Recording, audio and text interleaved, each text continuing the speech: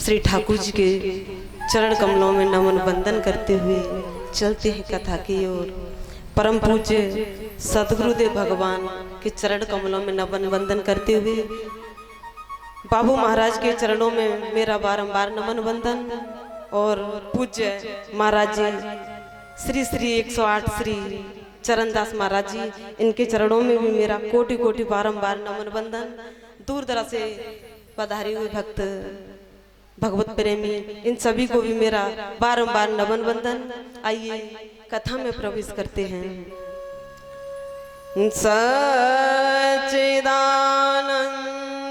रूपाय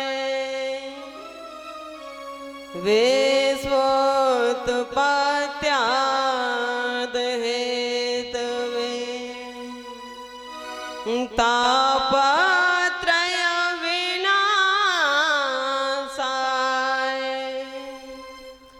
श्री कृष्णाय वयं नमः।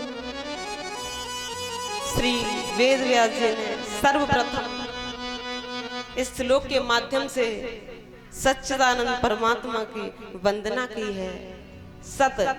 सत किसे कहते हैं? जिसका तीनों कालों में नाश ना होता हो उसे सत कहते हैं। चित जैसे हमें और आपको जब कोई किताब पढ़ते हैं तो उसके लिए हमें रोशनी की जरूरत होती है, उजाले की जरूरत होती है और वो स्वयं प्रकाशवान है। ऐसे परमात्मा के चरण कमलों में वंदन। आनंद आनंद परमानंद ब्रह्मानंद, जो कि परमात्मा को सच्चिदानंद भी कहा जाता है। बोलिए सच्चिदानंद भगवान की जय हो। इस श्लोक के माध्यम से जो ये वंदना की है, ये जो आपके यहाँ पर ये जो ज्ञान की गंगा बह कर के आई है, और यहाँ पर मैंने देखा कि छोटी छोटी सी बच्चियां हैं, लेकिन फिर भी एक बात और है कि वैसे आज से पहले यानी कल परसों मौसम कैसा था?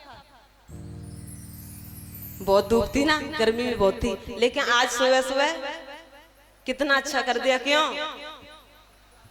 क्योंकि परमात्मा की उन्हें पता है कि छोटी छोटी बच्चियां परेशान हो जाएंगी।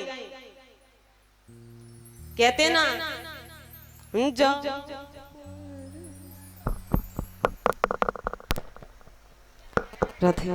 कहते हैं ना, जिस पर जा पर कृपा राम की होई और ता पर कृपा करे सब कोई।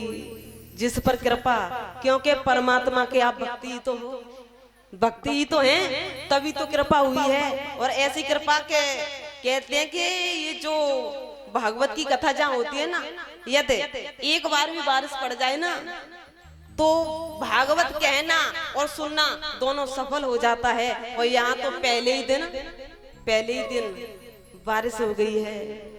क्यों? क्योंकि यहाँ के भक्तों का भाव मैंने देखा है, मैंने अपनी आंखों से यहाँ देखा है। जब कलश यात्रा के लिए गए ना, छोटी छोटी बच्चियां जो कि पैरों में चप्पल भी नहीं है। अच्छा, कल से पहले मैं परसों आई थी यहाँ पर, तो मैंने क्या देखा कि छोटी छोटी सी बच्चियां, मेरी बहनें जो यहाँ पे मंदिर में सेवा कर रही थी, कोई तो लीप रही थी, कोई झाड़ू लगा रही थी, कोई कुछ कर रही थी। क्यों? क्योंकि इनको आनंद था, खुशी थी। किस बात की? कि भाई कथा चल करके आ रही है यहाँ पर, और यदि कथा चल करके आ रही है, हमारा और आपका सौभाग्य है जो कि ये कथा आपको हम सबको मिल रही है।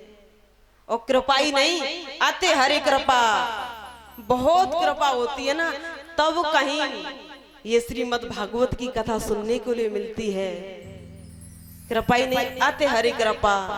और कहते हैं जिस पर कृपा, और जो परमात्मा के भक्त होते हैं, ज्यादा नहीं, भक्त यानी भगवान तो कहता है कि तू थोड़ी सी 2 कदम मेरी तरफ चल के तो आ, 4 कदम मैं ना चल के आऊं तब कहना, पहले तू मेरी तरफ बढ़ तो सही। हाँ, ये भी बात सत्य है कि जब कोई धर्म का कार्य करते हैं तो बाधाएं भी बहुत आती हैं। लेकिन ये भगवान भी परीक्षा लिया करते हैं, देखो तो सही कि ये मेरा भक्त कैसा है और सच्चा है कि वैसा ही है। ये परमात्मा भी परीक्षा लिया करते हैं। तो ये जो कार्य हो रहे हैं, वैसे यहाँ तो ऐसी कोई बात नहीं है, सब अच्छा हो रहा है। लेकिन मैंने कई कई जगह देखा है कि कोई जब भगवान का कोई कार्य करते हैं ना, तो बहुत सी बाधाएं आती हैं, लेकिन यहाँ ऐसा कुछ भी नहीं है। क्यों? क्योंकि यहाँ पे पहले से ही भक्त हैं और कहते हैं जिस पर किसी संत की कृपा हो जाए ना, संत की कृपा, मैं तो कह दूं परमात्मा से, ये मैं नहीं, भगवान भी स्वयं कहते हैं मोते या देखो संत करे लेगा, यानी मुझसे भी कृपा संत की। और जहां पर परम पूज्य महाराज जी श्री श्री 108 श्री चरणदास महाराज जी, उनकी तो कृपा है। और मैं तो कह दूं मैं भी धन्य हो गई, मैं भी धन्य हूं कि मुझे मेरी इस कथा में यानी पूज्य महाराज जी जो श्रोता, मुख्य श्रोता बने हैं, जो परीक्षित महाराज, इन्होंने अपने सर पर पोथी को धारण किया है। मैं कहती हूँ मेरा जन्म लेना सफल हो गया, क्योंकि ऐसे संतों की कृपा हर किसी को नहीं मिलती है, और ये संत कृपा आज मुझे प्राप्त हुई है। एक बार महाराज जी के लिए जोरदार तालियों के साथ स्वागत करें, क्योंकि आप पर तो बहुत पहले से ही है महाराज जी की कृपा, लेकिन आज हमारे ऊपर भी ये कृपा हुई है। और इन्हीं के द्वारा जो ये श्रीमद् भागवत की कथा, क्योंकि आप सब कहते हैं जिस क्षेत्र में संत महाराज रहते हैं ना, तो उस गांव का नहीं, आसपास के क्षेत्र का भी कल्याण हो जाता है। क्योंकि संत हृदय नवनीत समाना, संत का हृदय एकदम नवनीत होता है, कोमल होता है। और आज मैंने ये वाकई में देखा, कलश यात्रा हर जगह होती है, कथा हर जगह होती है, लेकिन आज मैंने यहाँ ऐसा देखा कि जब ये कलश यात्रा हो रही थी ना, हम हाथ जोड़ने की जरूरत नहीं पड़ती, उससे पहले सामने से ही राधे राधे राम राम।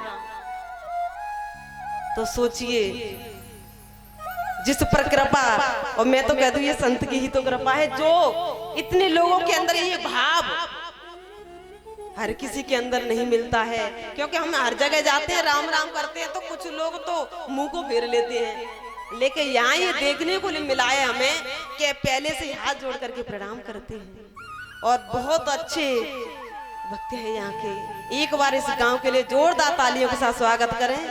और ये जसूपुरा कोई गांव नहीं, ये तो साक्षात धाम है, परमात्मा का धाम है। क्योंकि जहाँ पर ये कथा होती है ना, वो धामी तो बन जाता है, वही तो वृंदावन है जहाँ पर परमात्मा की कथा हुआ करती है। क्योंकि जहाँ पर भगवान की चर्चा, भगवान की कथा होती है, वहाँ पर तीर्थ सकल तहाँ चले आवे, वहाँ पर सारे तीर्थ अपने आप चले आते हैं। और ये बहती हुई गंगा आपके इस जसूपुरा धाम में आई है, और हमारा आपका सौभाग्य है कि इसमें बैठ करके हमें गोता लगाने का अवसर मिला है।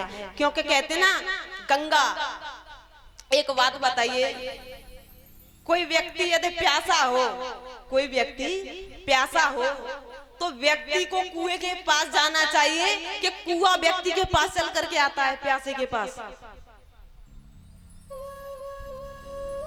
उस व्यक्ति को जाना पड़ता है ना, प्यास बुझानी है तो उसको जाना पड़ेगा। लेकिन श्रीमद् भागवत की कथा, ज्ञान की गंगा ऐसी है जो भक्तों के पास स्वयं चल कर के आती है। और ये आपके इस धाम में जो चल कर के आई है, और जो ये 9 दिन निरंतर बहेगी।